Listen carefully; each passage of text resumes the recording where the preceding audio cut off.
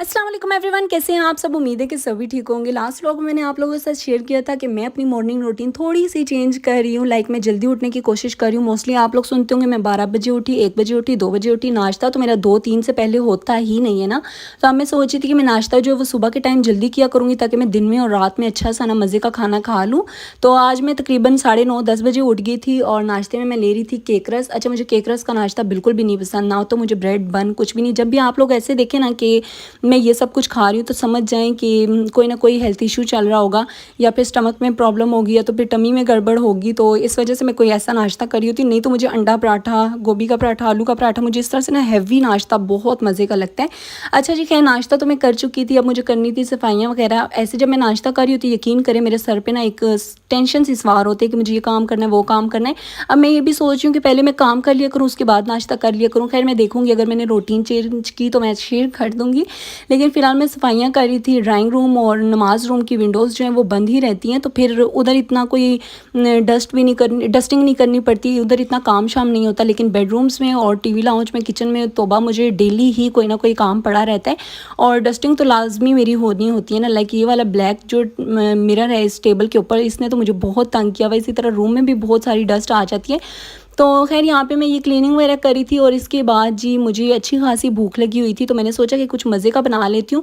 शिमला मिर्च बनाने लगी थी, लेकिन फिर मैंने कहा कि नहीं यार, पहले ही इतनी जलन हो रही है स्टमक में, तो रहने देती हूँ। फिर मैंने कहा मलाई बोटी बनाती हूँ। तो जैसे ही मैंने आज बोनलेस चिकन निकाला, तो मेरे हस्बैंड ने कहा नहीं भई, आज मैं एक रेसिपी बताता हूँ, या तो उस तरह से बना लो या तो मैं बना लेता हूँ। मैंने कहा नहीं भई, आप तो ना बनाओ, क्योंकि मैंने फिर वो रेसिपी जो होती है शेयर करनी होती है, तब मुझे पता ही नहीं होता इसमें क्या डला है क्या नहीं। फिर वो शेयर करते हुए भी मुझे मसला होता है। इसी तरह मम्मा या किसी से भी मैं डिस्कस करती हूँ, वो कहते हैं मतलब रेसिपी बताओ, मुझे होश ही नहीं होता कि क्या क्या डाला था, क्या क्या किया था। तो मैंने कहा आप मुझे बताते जाएँ और मैं बनाती जाती हूँ। जब मेरी नई नई शादी हुई थी ना, मेरे हस्बैंड कुकिंग करते थे और मेरे मज़े होते थे। बस मैं पास खड़े होकर देखती थी, लेकिन मैंने कभी सीखा नहीं कि भाई ये क्या क्या ऐड कर रही हैं। अब तक मुझे उनसे ना मतलब कुछ सीखने को नहीं मिला, लेकिन मैंने खाया उनके हाथ का बहुत कुछ है। तो आज वो मुझे रेसिपी बता रहे थे और मैं साथ साथ रिकॉर्ड भी कर रही थी, बना भी रही थी। तो मैं आप लोगों के साथ शेयर कर देती हूँ। सबसे पहले मैंने ऑयल ऐड किया। ऑयल में मैंने चिकन ऐड किया। उसको मैंने इतना फ्राई किया कि इसका जो कलर है वो बिल्कुल चेंज हो जाए। और साथ ही फिर मैंने इसमें सब्ज़ कटी हुई मिर्चें ऐड कर दी और उसको भूना। साथ ही इसमें मैंने इस तरह से ना टमाटो के स्लाइसेस ऐड कर दिए थे। जैसे ही इसको मैंने ढक के रखा, तो ये इस तरह से सॉफ्ट हो गए। फिर मैंने इसको मैश कर दिया और इसमें बेसिक से मसाले ऐड करने हैं। मसालों में नॉर्मल से मसाले हैं, बेसिक से हर घर में मौजूद होते हैं। नमक, मिर्च, लाल कुटी हुई मिर्च, धनिया पाउडर, ज़ीरा पाउडर, इन सब को आप लोगों ने ऐड कर देना। अच्छे तरीके से इसकी भुनाई करनी है। भुनाई इतनी करनी है कि इसका ऑयल जो है वो बिल्कुल सेपरेट हो जाए। इसके बाद आप लोगों ने इसमें 2 ग्रीन चिलीज़ ऐड कर देनी है। साथ ही में लेमन स्क्वीज़ कर देना है और उसको भी भूनने के बाद थोड़ा सा बीच में ना धनिया ऐड कर दे। मैंने तो बहुत सारा ऐड किया था और बस हमारी झटपट से ना ये हांडी जो है रेडी हो जाएगी। यकीन करें ये इतने मज़े की बनी थी, इतने मज़े की बनी थी। लेकिन मुझे एंड पे ये था कि अगर मैं बोनलेस चिकन ना ऐड करती ना, मैं इसमें जो बोन्स वाला चिकन होता है वो ऐड करती, तो ये और भी ज़्यादा मज़े की बननी थी। आप लोग लाजमी ट्राई कीजिएगा और मुझसे लाजमी शेयर कीजिएगा। अच्छा, रेसिपी तो मैं बता चुकी हूँ आप लोगों को, साथ साथ आप लोग देखते भी जाएं। और मैं चलती हूँ आज के अपने टॉपिक की तरफ। थंबनेल पे आप लोगों ने पढ़ ही लिया होगा हैप्पी वाइफ कैसे बनी। हैप्पी वाइफ हैप्पी लाइफ आप सब ने सुना होगा, कहीं ना कहीं पढ़ा होगा। सब वाइफ्स ही हैप्पी रहना चाहती हैं, लेकिन कहीं ना कहीं हम लोग कुछ ना कुछ गलतियाँ कर देते हैं। जैसे कि अभी मैंने कहा कि हैप्पी वाइफ कैसे बने, तो कुछ वाइफ्स ऐसी होंगी जिन्होंने फ़ौरन से क्लिक किया होगा और मेरा व्लॉग देख रही होंगी, उन्हें शौक होगा सुनने का और समझने का। और कुछ ऐसी होंगी जिनके फेस पे तंजिया सी स्माइल आई होगी, एक मुस्कुराहट होगी, और उन्होंने सोचा होगा वाइफ और हैप्पी ऐसे कैसे हो सकता है, तो उन्होंने स्किप कर दिया होगा, स्क्रॉल कर दिया होगा। तो सबसे पहला पॉइंट ही ये है कि हम लोगों ने अपने माइंड को सेट करना है, नेगेटिविटी को दूर करना है, पॉजिटिव रहना है। क्योंकि जब तक हम लोग पॉजिटिव नहीं रहेंगे, हमारा जो जहनी सुकून है वो बरकरार नहीं रहेगा।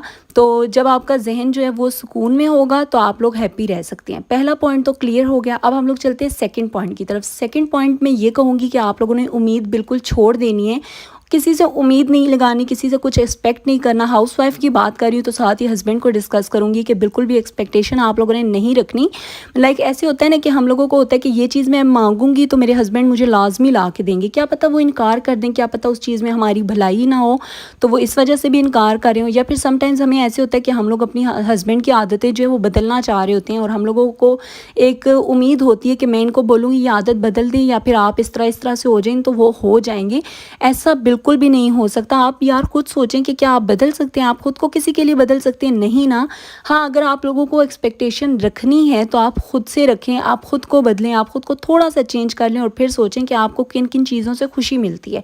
जो जिन चीज़ों से आपको खुशी मिलती है, आप उन्हीं चीज़ों को करना शुरू कर दें। मैं बिल्कुल ये नहीं कह रही कि अपनी मनमानी करना शुरू कर दें या फिर सबका दिल दुखाना शुरू कर दें। आप लोगों ने सबका ख़्याल भी रखना है, ऑर्डर बिल्कुल भी नहीं चलाने और उसी चीज़ में अपनी खुशी को भी ढूँढना है।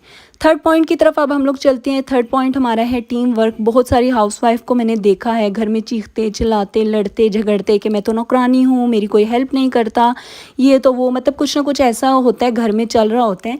तो मैं आप लोगों को सिर्फ यही कहूँगी कि आप लोग अपने घर की नौकरानियाँ नहीं हैं, आप लोग तो मालकिन हैं यार। आपका घर है, आपकी चीज़ें आपने समेटनी है।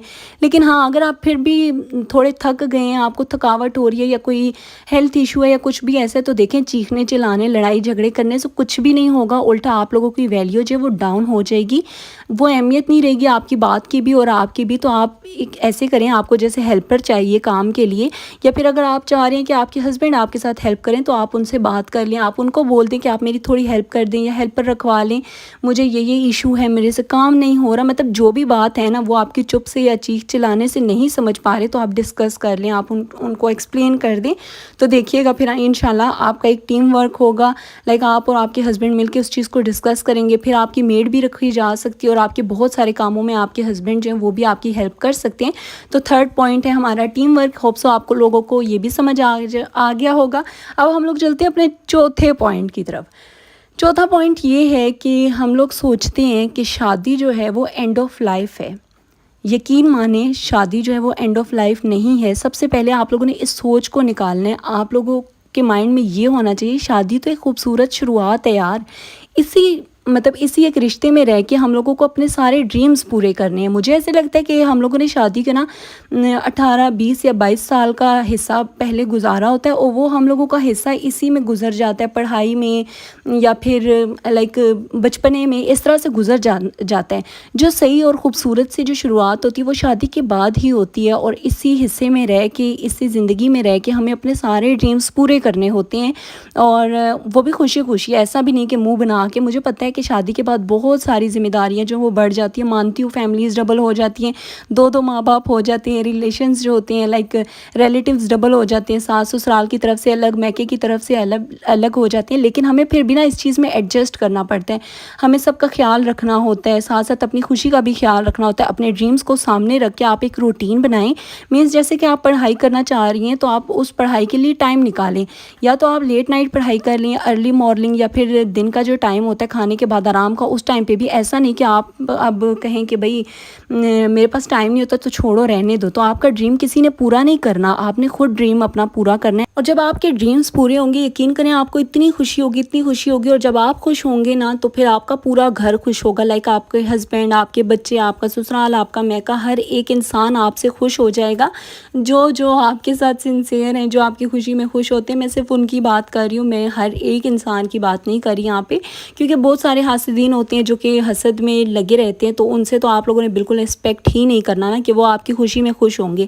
तो आप लोगों ने अपने माइंड में एक ये चीज़ जो है वो सेट कर लेनी है कि शादी जो है वो एंड ऑफ लाइफ नहीं है, शादी एक बहुत खूबसूरत सा सफ़र है। अब हम लोग चलते हैं अपने फिफ्थ पॉइंट की तरफ। आप लोगों में बहुत सारी वाइफ्स जो हैं वो सोच रही होंगी कि यार हमारी ज़िंदगी में इतने मसले मसाइल हैं, इतनी परेशानियाँ, और ये यहाँ पे हैप्पी वाइफ हैप्पी लाइफ को लेके बैठी हुई है। तो मैं आप लोगों के साथ एक बात क्लियर कर दूं कि परेशानियां जो हैं वो हर एक की ज़िंदगी में चल रही है। हर एक की ज़िंदगी में कोई ना कोई मसला है, कोई ना कोई मसाइल चल रहे होते हैं। लाइक समटाइम्स हस्बैंड वाइफ के रिलेशन में मसला मसाइल होता है, समटाइम्स जो है वो काम कारोबार को लेके मसले चल रहे होते हैं, समटाइम्स बच्चों को लेके मसले चल रहे होते हैं, और समटाइम्स जो होते हैं सास ससुराल के मसले चल रहे होते हैं। तो कोई ना कोई इस तरह का मसला जो होता है वो हर एक की ज़िंदगी में चल रहा होता है। आप लोग अपने आसपास देखें, यहाँ वहाँ झांक के देख लें, भाई कोई ना कोई आपको मसला जो है वो नज़र आएगा। तो आप लोगों ने बिल्कुल भी ऐसा नहीं करना कि इन परेशानियों को लेके मुंह लटका के बैठ जाना है। आप लोगों ने ऐसा नहीं करना। आप लोगों ने इन परेशानियों को हैंडल करना है। आप लोगों को इन परेशानियों को हैंडल करना आना चाहिए।